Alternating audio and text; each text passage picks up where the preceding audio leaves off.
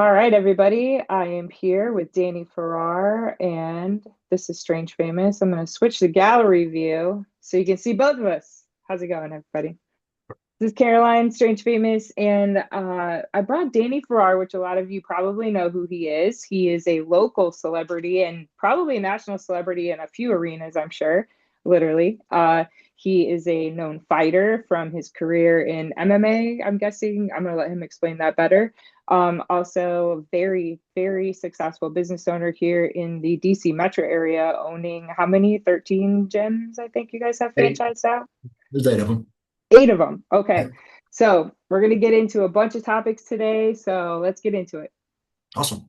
All right. So, first, Danny, thank you so much for coming on the show today. Obviously, I know you're a busy man, and I know that we've known each other for a long time. I've really enjoyed watching you start getting into hunting and get more aggressive with that. I think that one of the main topics I wanted to talk to you about today is a little controversial. And I love that you are a controversial man. So I was excited to have you accept my invitation to come on here and talk about a few things. So, firstly, I want to talk about victim mentality because I think that that is probably the biggest epidemic we have generally nationwide. So, and I know you post a lot about this kind of stuff. And if you don't mind, I would love to just hear from what you're seeing in the fitness industry, in the military, just generally what's going on in our current environment, and how you feel the victim mentality is playing a big role in that problem. Hey, well, listen, I appreciate you having me on. Love the shirt, by the way. Obviously, I'm a big gun fan with that side of the house. Yeah, good decor we got. We're matching today. Shout out to Maryland Listen, Arsenal for that. Thank you. yeah. Listen, the whole idea, the problem with victim mentality, and I talk about this in my men's coaching group. I talk about this with SoldierFit is the problem people have is they believe they're alone.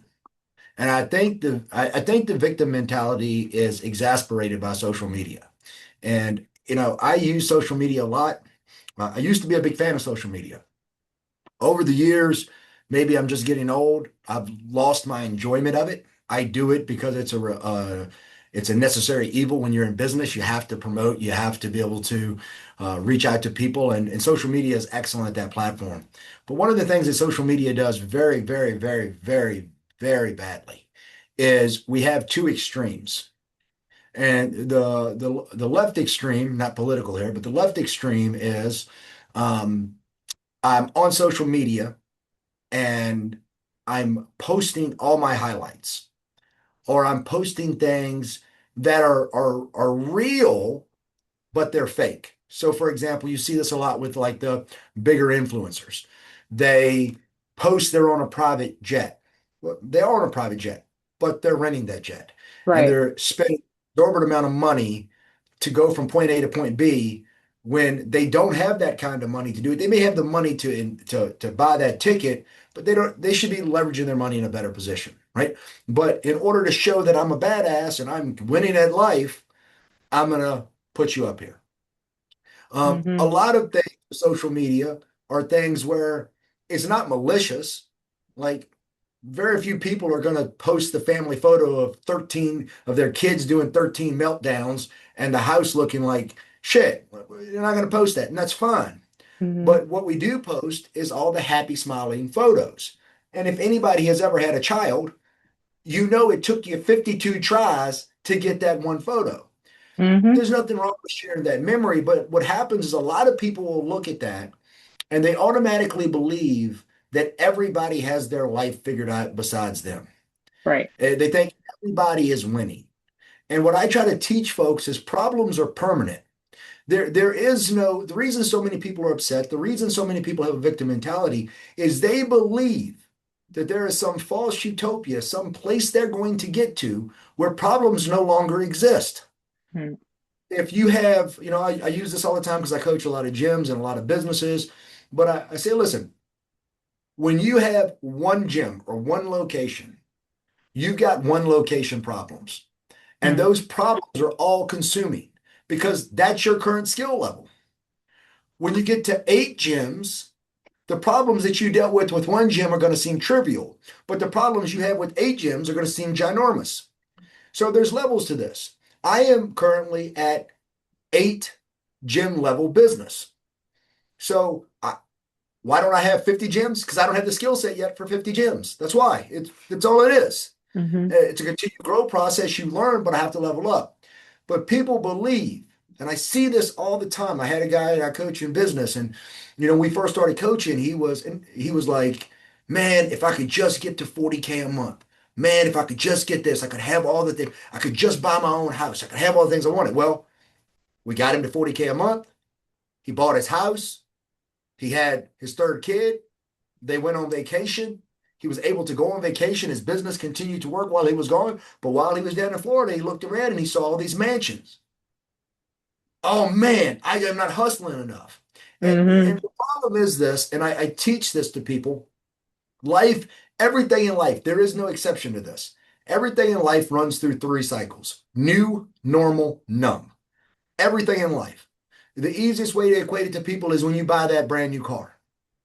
You wanted that brand new car. You swore up and down nobody was going to eat in it. Nobody was going to drink in it. This car is going to stay pristine. Well, about 3 months in, you stop taking it to the car wash every week. About 6 months in, oh, you know what, kids? God, we're running behind just eating the car. By a year, the car that you swore up and down nobody was going to eat in, you're picking French fries out up from between the seats. That's how it goes. And that's Right. fine, provided that you are able to be content and happy with where you are while striving to get more. The striving to get more isn't what's bad. It's I'm not content with what I got is what derails people. We've all experienced it. I've experienced it, right?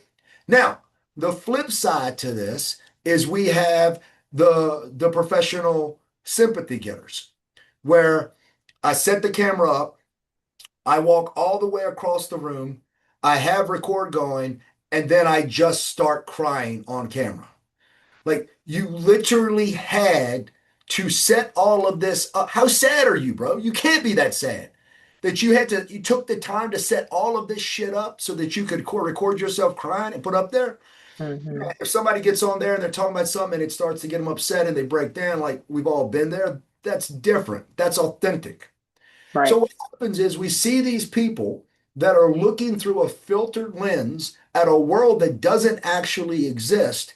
And so they start to feel like they're failures or they're losers. And the last part of this, and I address this in fitness all the time, I'll see people step on our in-body scale at SoldierFit and they will have lost a pound. And instead of being happy that they lost a pound, they'll go, I just lost a pound. You want to lose 50. You can't get to 50 without going through one. Right.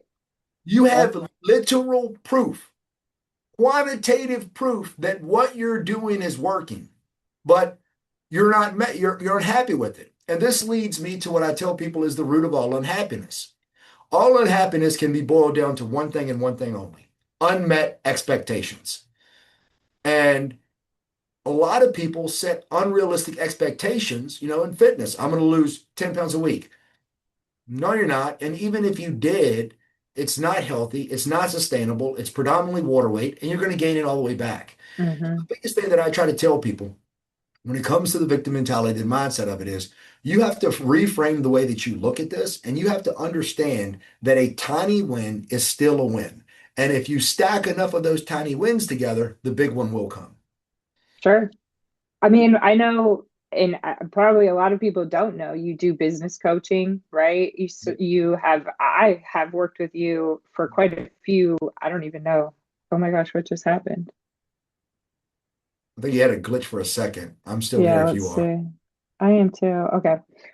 I'll just cut that part out. But when I was working with you as my business coach, I feel like I was kind of stuck in victim mentality a lot.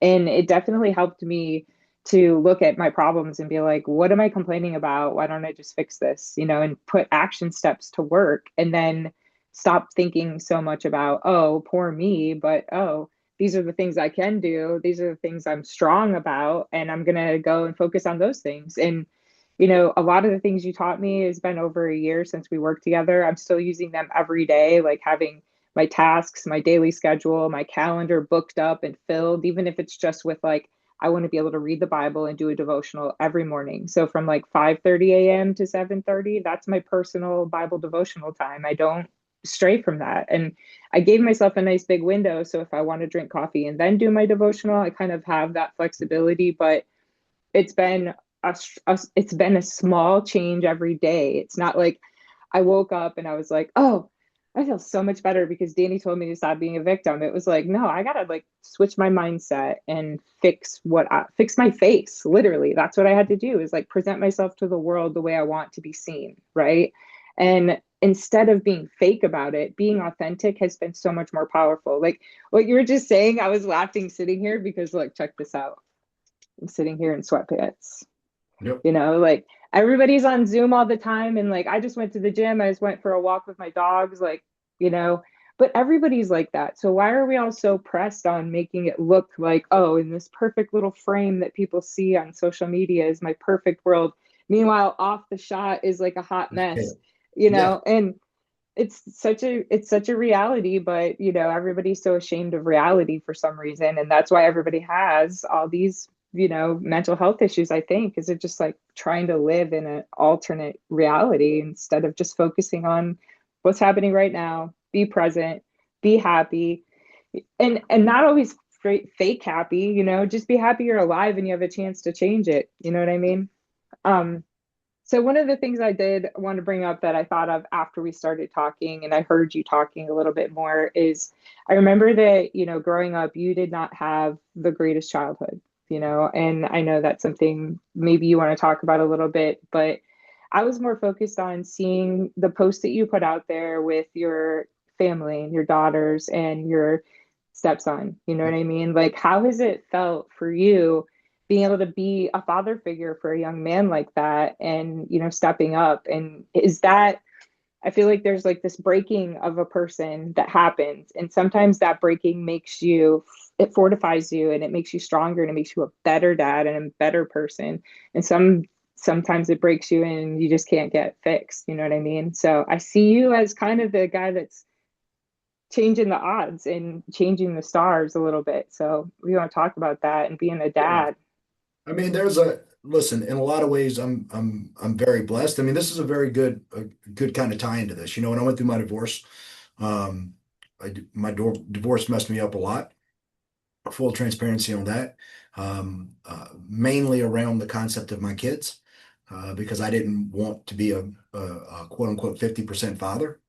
Um, so, when this first happened, like I was really, really upset about it. One of the, I read about it in my book. One of the worst days of my life was telling River that we were leaving, we were separating, Mhm. coming home the first day that they were gone, Mhm. to an empty house sucked.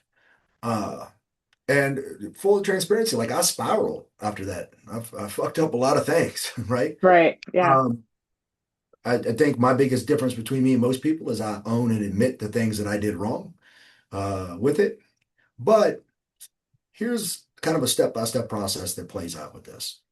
I remember the first night that I had the girls by myself. And, one of the things that I was molested in a bathtub. So I truthfully, I don't like to bathe the kids. I'm, very, very lucky. Like, my wife takes care of a lot of that stuff. I don't have to really mess with it, but I did have to mess with it during that time frame. Um, but I remember taking them to the grocery store and being like, man, all right, I can do this. This isn't that bad. And then you go through the process, and when you separate, there is a learning curve to that on everybody's part. But Hmm. I think one of the things that, you know, our family is very blessed with is we don't have a bad relationship with the exes. I don't have a bad relationship. Natasha doesn't have a bad relationship. Both of the kids' parents. So I think being a step parent is very difficult. I'll start there. Mm. Being a step Shoot. parent with an involved parent is very difficult. Mhm. We were talking about this last night. If the other parents weren't involved, in some ways, I think it would be easier. Again, it would come with its own problems, but there would be benefits to it as well. Just like when you separate and you get your kids 50% of the time or whatever their plan is, there's drawbacks. There's also, if you're honest, benefits to it. So I think part of, again, escaping the victim mentality is acknowledging the benefits while dealing with the drawbacks or the problems. Hmm. So when it comes to being a step parent, there are there are certain lines that I don't cross. I would never cross them with somebody else's child. So I've probably spanked my daughters twice in their whole life. I'm not against spanking, but nobody that's not me or my ex-wife better touch my daughters. I Sure. obviously in that same respect to Sebastian. Um, Hmm. me and Natasha co-parent very well. I think the other parents co-parent very well as well too. But what I don't try to do in this scenario, because there is a active father, I don't try to be the father. He has a daddy. Respect that. I don't expect anybody to try to be my kid's daddy. I'm their daddy. Hmm. But I do try to be a father figure. I do try to be somebody that's like, listen, when you're here, I'm going to do my best to take care of and protect you. I know Andrew does the same thing with the girls when they're over there, and I respect him for that. Hmm. But we've all been very, very good about being open and communicating. And what we do well, that I think some people do well, and that's why they have a good relationship with the kids, and I think some people do horrible, is they try to take the differences that separated them from a relationship and put that on the children. Hmm. And I've said this, this is a hill I will die on. If your kids grow up and all of their major life events, they're more worried about whether mom or dad can be in the same room than you failed, than Yeah, they are celebrating their event. And so I that's couldn't one agree thing that, more. yeah, it's one Yeah. thing I was on the hill dying on. And then, Natasha's the same way, takes exceptionally great good care of the girls, steps up above and beyond. Now, the problem with being a step parent is I'll make an argument that it's one of the most thankless jobs you can do. Anybody that does it, my hats are off to you if you do it with the good way, because it is one of those jobs where y- you are hampered in some ways, Hmm. and kids don't know better. They don't understand. I said this to all of us on a group call. I think a lot of parents are messing this up pretty bad, actually. Everybody is focused on trying to give their kids a better life than they had. And on the Hmm. surface, that sounds really cool.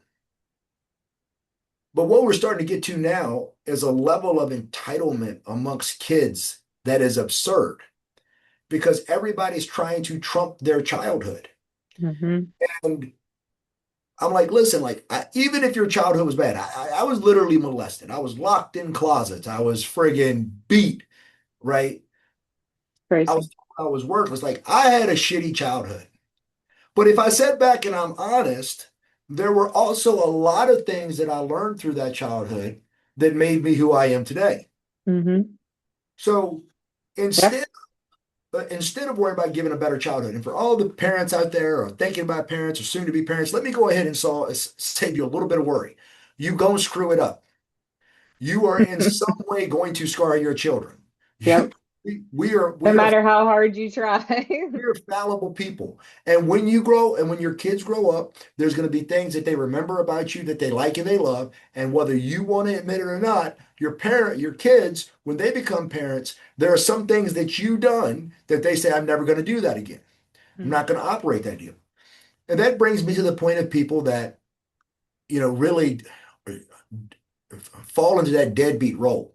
And you use Mm. an excuse like, I don't know better. I had a bad childhood or I had a bad parent. Respectfully, it's horseshit. You Yeah. had the best instructor possible. All you have to do, right? So I know you're a golfer, right? Hmm. I can sit there and watch you swing that club until the fucking sun comes up. I'm not going to swing that club as good as you. You could show me all day long, and I try to swing. Just because you can show me doesn't mean I can emulate it.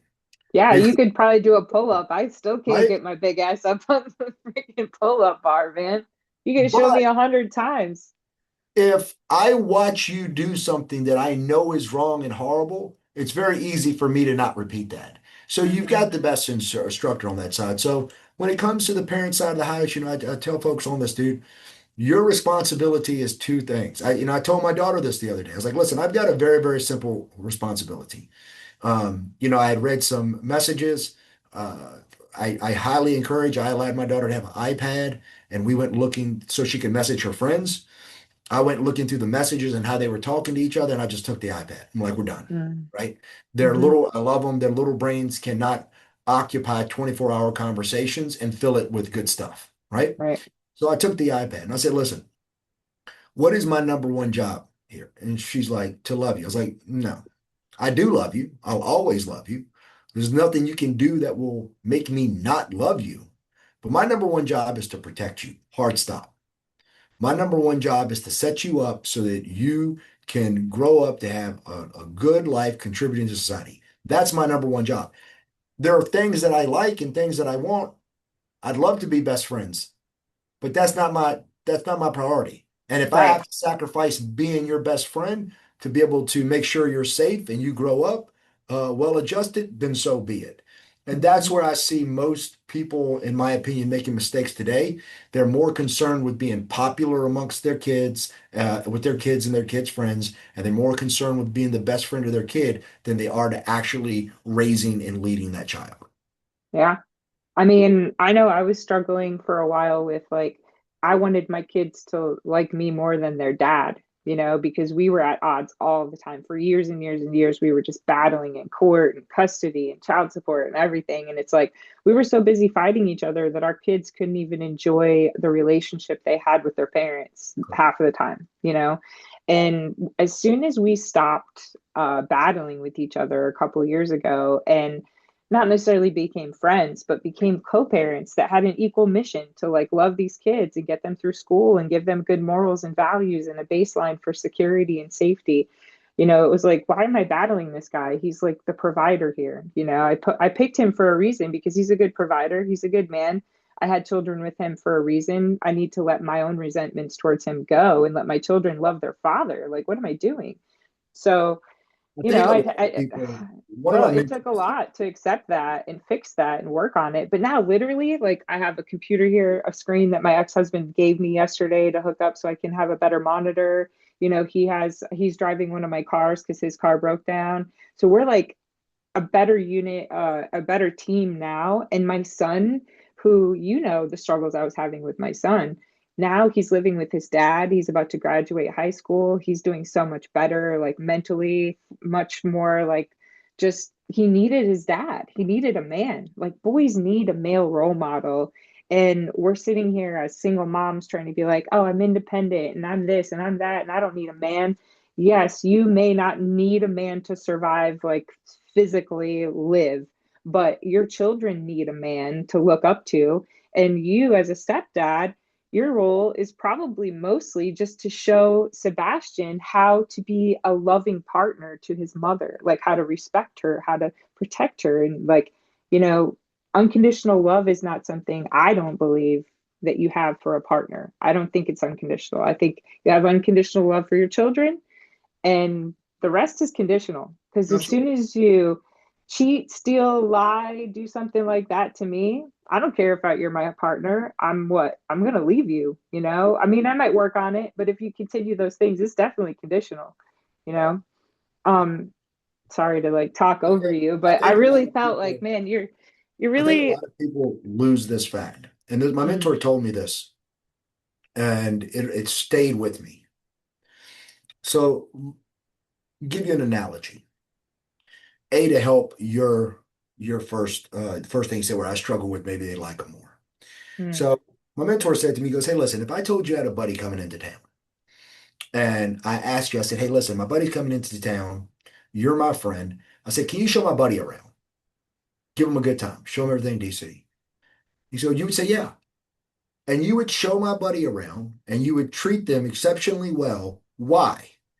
Because me and you are friends mm, and you want to take care of our friendship you want to honor our friendship by taking care of him. Then he goes, okay. So with that in mind, who is your kid's favorite person? And your kid's favorite person, if we reduce this to the ridiculous, yes, they go through phases where I like one person, yada yada. But at the end of the day, the mom is all, unless the mom screws this up royally, the Right. mom is always the kid's favorite person. You guys got a 9 month head start on us, right? hmm Well, genetically, they say Right. genetically, like we literally share genes like Right. 10 times more than with the dad. So then he Mom. said, who is your favorite person? Your kids. hmm So how important do you think it is for you to treat your favorite person's favorite person? mm Yep. So true. We just come in there. Now to hmm the conversation about men, a lot of people attack men, toxic masculinity, the whole 9 yards. The plain and simple truth is, if we look at the school system where children spend most of their time, it is predominantly female. Mm. Significantly high number of female. I think it's something like 80, 90% of teachers are females. I'm not sure the hard stat, but it's up there. Yep. So we're sending our kids away for 8 hours a day to spend their time with 80 to 90% feminine. hmm And if we look at the incarceration rate in this country, it's something like 70% of all incarcerated uh, personnel come from a fatherless home. What's crazier still is the incarceration rate of a single parent home where the single parent is the male is the same as a two parent household. Mm. That's not a knock on women. There's just a reality that somewhere along the line, I don't know why we did this. We hmm went from we are equal in rights to we are the same, hmm and we are not the same. That doesn't mean one person's but one sex is better than the other. It's just as a far and there's always exceptions to the rule, but as a general rule, women are nurturers, and a man's love is discipline. He disciplines and corrects who he loves. And this isn't just with me, I've seen this with other people. Full transparency. If my kids said dad as much as they say mom or Natasha, I would probably jump off a roof because they don't even give you a second to answer the first question before they hit you with the next question and it comes in.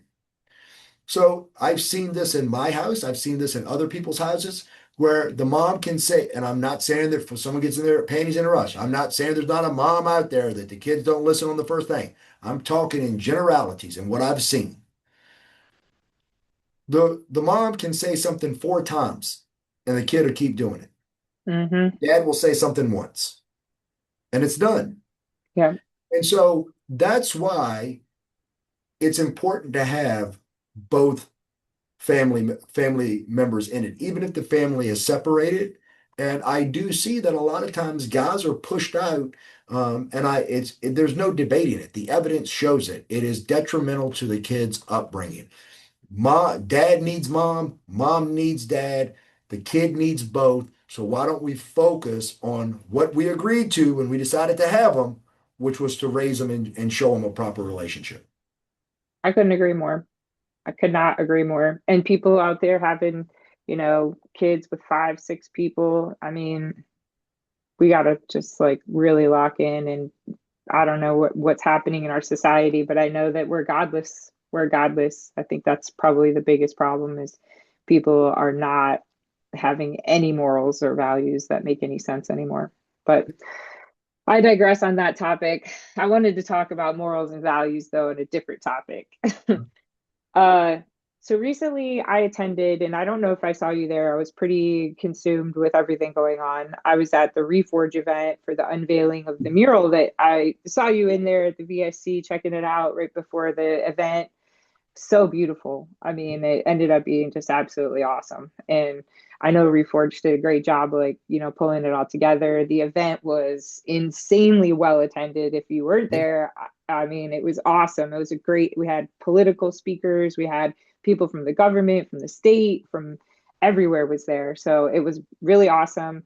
But there was definitely a but in that whole situation. And I feel like, there was a lot of controversy afterwards about the conversations that took place there. And I just wanted to have a moment to clear and have some truth about what's actually happened. And so, from my perspective, the layman's perspective, we'll say, I went to this event. There's this beautiful unveiling of this mural, and there was these two soldiers that were featured in it. And if I didn't know any better, I would just be like, "Oh, that was a really cool tribute to these two guys," and move on with my life. But a lot of people didn't realize that that was making up for two soldier statues that were previously on that same exact wall and were taken off of the wall completely, along with a lot of other things in the Veteran Services Center that were taken by Platoon 22 when they left the VSC. And that is pretty much all that I know for sure. The rest of it is a complete mystery to me and probably a lot of other people. So I wanted to come right to the source because I know you were there, A, for the beginning of Platoon 22, B, the start of the Veteran Service Center and the conception of the Veteran Service Center with Goodwill, and see the fallout of Platoon and what happened and where these statues are. So please tell us your side of this whole There's scenario, no if you will. side. There's no Okay. side. All Just right. the hard stop. I Hard like stop. that. There's no side. Um, I was there. I created Platoon. I was the one that facilitated getting the silhouettes. I've got screenshots to back everything up that I'll say.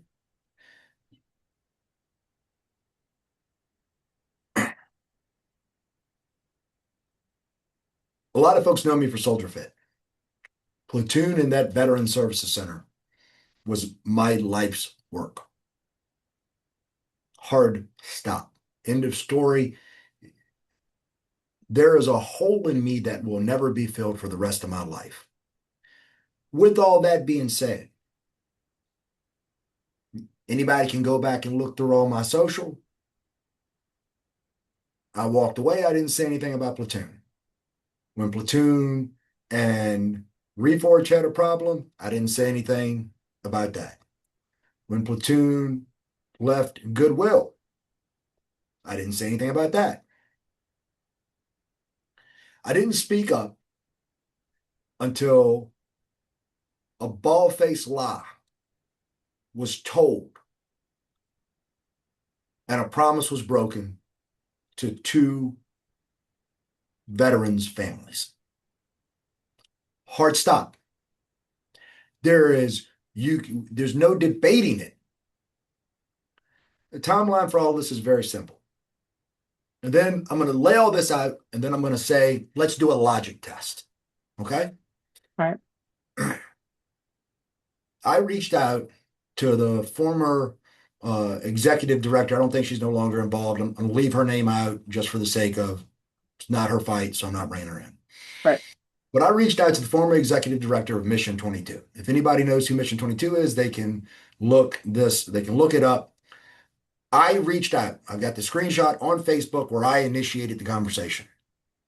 I initiated the conversation originally because what they did was they built this memorial. Mission 22 was started by a former Delta Force soldier who used art therapy to help veterans. And so what they did was they created this beautiful memorial.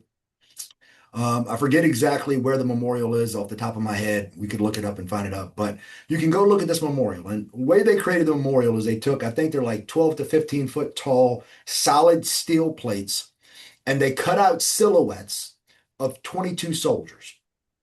Now, they left the steel plates in place. They removed the silhouettes. The memorial is built so that as the sun rises and sets, it casts 22 individual shadows a day to symbolize the 22 veterans that take their life. Hmm. Platoon was founded. I know because I founded it after Specialist Adam Richardson committed suicide, making him the second soldier in a relatively short period of time. Sergeant Tyler Moore was the first soldier that committed suicide. Adam Richardson was involved. Adam Richardson committed suicide on my bachelor party. We were in Virginia Beach. A mutual friend connected me with his brother, and I talked to his brother my entire bachelor party about coming back. We came back. I orchestrated a group to provide 24-hour vigil for Adam's remains at Stauffer Funeral Home. And then from there, at the request and permission from their family, when I was riding with the Desert Knights gave them a full motorcycle police escort from Stauffer Funeral Home to his final resting place. Hmm. 90% of the people on the board of Platoon were not even on the board at this time. So we go through all this. Platoon, we do that. We continue to do all those things. We've always talked about Adam Richardson and Sergeant Tyler Moore. Everywhere we went with the 22 Memorial, this was. I've got the screenshots of the history from our website when that was on the website. I know because I wrote it. I put it up there. On a side note, their names have been removed from Platoon's website. There is no history of the where Platoon came from on the website. So fast forward to when we worked the deal with Goodwill to be able to get into the center. Now, let's be abundantly clear. I didn't speak on this before, but one of the things that people said, and I wish Goodwill would have spoke up about this, but they chose not to, was that the only thing I'll talk about the separation is that the separation was because Goodwill was greedy. The center would not exist if Goodwill didn't put up over $1 million to open it. Goodwill funds the entire operation. They pay the rent, they pay the utilities, all of it. Mm-hmm. It actually costs Goodwill more money to now run the center instead of Platoon because now they had to pay people to run the center. So anything else you want to see, we'll make that argument, but to say that they did it for greed or money is just absolutely absurd. Mm-hmm. So fast forward, I think it was by 2019, Mission 22 was taking the individual silhouettes and they were doing a road tour with it. So my initial conversation with them was, hey, we'd like you to bring the traveling memorial to us. Round about this time, COVID happens. And we had a conversation like, hey, I literally have it in blue and white writing. What would it cost for you to make one of those for us, two of those for us? Sarah goes, we'll just give you the two. We'll give you two that were actually cut out of the memorial. She also asked for the names of the service members that we're going to dedicate the plaques to. So there's an article coming out on Wednesday where Platoon goes, they were never dedicated, they were never meant to be for them. That's complete horseshit. Mm. So fast forward, all of this happens, he gets pushed because the opening of the center gets pushed. Because of COVID, basically. Because of COVID, build out, all of that. Mm-hmm. We finally get to the point where we can get it. Now, the third plan at this point in time was for us to ride up. We were going to get on our motorcycles, ride up, have one guy haul a trailer because these things are, I think, like 800 to 1,000 pounds. Like Yeah, they're they're solid huge. still, they're huge, right? Yeah. This is going to tie to another point in logic test. Originally, we were going to ride up, film the whole thing, use it to spread the message and awareness of both nonprofits. But then I forget what happened. We weren't able to do that. So then it became, okay, well, we'll get them delivered. Now, this is where the board, where really Nikki and Caleb enter the picture. We had to get approval for the funds to have them delivered. I literally say in blue and white to Sarah, I want to put them at the center. There's no twist to this. I wrote it. I said it. I have it in writing. I want to put them at the center. We get them there. There's a conversation about whether they're going to, Nikki and Caleb and us had, Are we going to put them inside the center? Or we're going to originally we were going to put them outside, and then the other conversation was, well, we think we should move them inside because of A, B, C, and D. That's the equivalent. That's the stop of the conversation there, right? Now we put them in the center. Now the fact that this article is going to come out, and I don't know when are you going to release this? Today. Today. It's supposed to be an article coming out tomorrow. And to my understanding, in that article, it was said that these were never dedicated to Adam and Tyler. The argument is they were dedicated to two other soldiers originally. And that, first of all, nobody ever said that these were cut out for Adam and Tyler. No one has ever said that in their life, ever. The soldiers that they're dedicated, that they were cut out, that represent, those soldiers are at the Mission 22. Their name is up. Mm-hmm. The night of the dedication here for us, my entire speech was around this concept. And it's in the plaque. It says, it's been said that you die twice. Once on the day that you die, and again when your name is said for the last time. I made a promise on behalf of Platoon and Goodwill, as a representative for both, that these silhouettes would be in this building forever so that their name would never die a second time. Now, all Platoon had to do was go read the plaque that we created. There's the plaque right there. Specialist Adam Richardson and Sergeant Tyler Moore. These two silhouettes represent two soldiers who lost their lives to suicide in Frederick County. Hard stop. It's on the plaque we paid for. So how was it not dedicated to them? Now, Unreal. I stayed out of everything, didn't get into it up until I heard that they were removing the statues. I called, and anyone can ask the family. All of this is so easily verifiable, it's not even funny. Mm-hmm. Call the family. But by the way, they've posted on my own post validating everything that I said. Mm-hmm. I I'll put a called link to that post. I'll put a link to Danny's post in the bottom of this video too. I called both family members individually.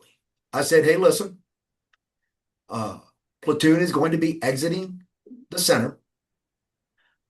I got no dog in this fight. What do you want? Do you want the silhouettes to go with Platoon, or do you want the silhouettes to stay in the center? They said, well, what are you doing? I said, I'm not in it. I'm not with either organization. I am only calling because of my promise made to you. Right. What do you want? And both of them said, we want them to remain in the center. They drafted emails. They sent letters. They were sent to the leadership of both organizations. There were phone calls. It was flat out to sit there in that Frederick News Post article and flat out lie and say that their wishes were not ignored. And they want to make the argument as a gift to Platoon. So let's do a logic test, okay? Okay. These things weigh probably upwards of 1,000 pounds. Right. You have to build a special platform to put them up if you do it outside. Why would Platoon get them with no place to put them? It doesn't make sense. And where are they now? Like, where are they even I don't storing know. them? To my understanding, they're in a metal fabrication shop. They But better not be cutting them down or something, man. but why would we get them with no place to put them? The logic makes it they were taken for one reason and one reason only for Mission 22, to be placed in the Veteran Services Center. Hard stop. Now, let me ask you this. If knock on wood, if one of your children passed away and somebody built a memorial for them, and they promised you that memorial was going to be there for the rest of your life, and long after you're gone, so that your child's name would never be forgotten. And then over petty differences between two organizations, I break the promise that was made to you and I tear the memorial down, even if it is to move it somewhere, which I think Platoon has been gone for about a year. They're still not Yeah. happy, right? Hmm. Now all of a sudden they're supposed to be going to platoon pastures. Well, you guys have had platoon pastures for a while. Why haven't we put it up? And you're going to take you. I told the family I'll send the plaque back to you. What are they going to So, do with it? so I mean, if that I were have a you, lot of questions. I have but a lot hold of on, if questions, that were but you, if that were mhm, you, if any of the listeners are out there and that happened to your child's memorial, what would you say? What would you say? I would say a lot. I know that I'd be saying a lot. Who would be there? And so rather than just coming out and going, we shouldn't have done it, giving the silhouettes back, Right. letting them be put back where they're supposed to be. You clearly don't care about Adam and Tyler because you took them off your website. So you're Hmm. a veteran nonprofit that began, maybe they think they've evolved beyond that, I don't know, but you began to combat veteran suicide. You removed the two names of the veterans that were the reason the organization started. And then you try to say that this was never dedicated to them. This was never about them. It was never in their likeness. And on the actual plaque, if you would go in the metal fabrication shop and look, it says it very plainly. It was dedicated for those two service members. And so for me, as a veteran, as a father, as the man that made the promise, and I made that promise in front of at least 90% of those board members. I made it in front of Caleb. I made it in front of Nikki. They saw the speech. They before I printed it, before I gave the speech, they heard the speech when I gave the speech. The silhouettes belong in the Veterans Services Center. Hard stop. Again, I don't care what Platoon thinks about me. I don't care what Platoon thinks about Reforge. I don't care what Platoon thinks about Goodwill. And honestly, I don't care what either of those organizations think about Platoon. I don't care what anybody thinks about any of the organizations. What I care about is there are two families that were made a promise to, and that promise was broken after they already lost their children. And it's complete horseshit. And I'll die on that hill and I'll say it to anybody's face that has any type of issue on it because there are no sides to the story. There are the facts of what happened. Hard stop. That's it. I couldn't agree more. I mean, I was at the memorial before it was taken down, seeing the statues in that room, how powerful it was for them to be gone, to see that wall with literally an outline on the wall of where the statues were taken makes me emotional. It makes me almost tear up just thinking about it because what a dishonor, you know? So I don't know. I think that that was so well said, and I hope that we can get some answers by posting this. I hope that it maybe pushes some people to ask some hard questions, put some spotlight on Platoon. Where are the statues? If they're in a metal fabrication shop, what are your plans with them, and what's going on, and why aren't they being delivered back to the VSC where they belong? 100%. So, yeah. All right, Danny. I think that's it for me today. I really appreciate your time and your passion for veterans. I appreciate your passion for, speaking the truth and being real. Is there anything else you want to say before we get off here today? Hey, just, at the end of the day, one of the things I've learned over the last few years, I had if you've ever done 22 push-ups for 22, the man who started that had his nonprofit taken from him as well. And, I see a lot of people out there that say that they want to honor veterans, but the truth is when they get down to it and they see how veterans actually are and how this is a broad generality, but how veterans typically are interact with each other, their worldviews, the way we speak and way we talk. Um, we're not corporate enough for everybody.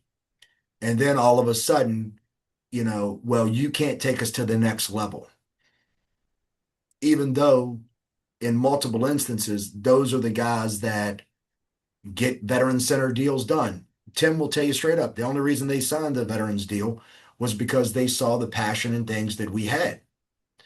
And you should absolutely get involved with veteran organizations. You should absolutely help veteran nonprofits. But after 9 years, 8, 9 years operating in that space, what I highly encourage you to do before you give your money, before you give your time, is ask the pertinent questions, ask what is being done. And listen, a lot of folks love to hang their hat on uh, every penny or 99 cents out of every dollar goes to goes to our services. If that's true, Right. you're not going to do much Right. because a nonprofit, America is one of the only places that calls it a nonprofit. Most other places call it a NGO, a non-government organization. But at the end of the day, a nonprofit is a business. They have to pay marketing, they have to pay rent, they have to pay employees. So they have all the overhead that comes with the business.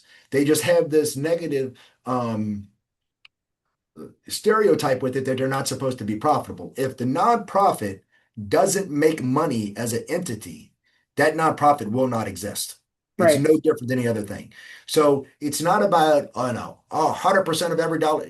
No, your impact is gonna be so limited in there. But Mhm. what we should be able to see is what are the actual numbers of veterans that you're helping? What are the actual programs that you're putting out? Are we getting different veterans in these programs all the time? A lot of times we're seeing a lot of the same numbers. It's just the same vets going through the process over and over again. Um, what is the vision for the future? What is the purpose? What do you guys actually stand for? Where did you come from? Is that history still present or have you guys removed it? All of these things are important questions people should ask when working with nonprofits, and those nonprofits should be forthright and bringing that stuff and happy to answer any of those questions.